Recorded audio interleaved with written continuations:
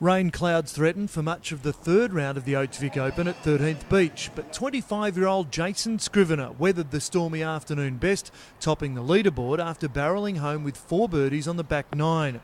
He sits alone at 14 under the card, holding a one-shot lead that could have been 2 if he dropped this oh-so-close putt on the 18th.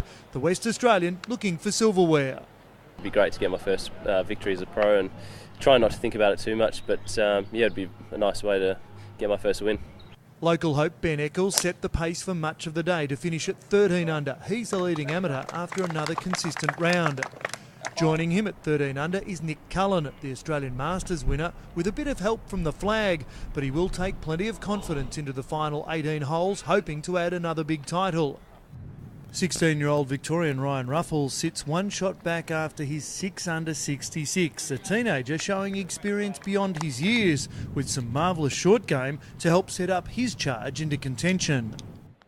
Among the chasing pack, New South Welshman Mitch Brown finished on a high with his final stroke of the day, posting eagle on the 18th hole, much to the delight of the Beach Club crowd. He'd earlier had a momentary share of the lead after draining a huge putt on the short par 3 third, but he drifted to be amongst 6 players to finish at 11 under. And the man with the world-famous albatross from earlier in the week, Richard Green, also proved he could get it done with the flat stick, joining the birdie procession at the third with this monster.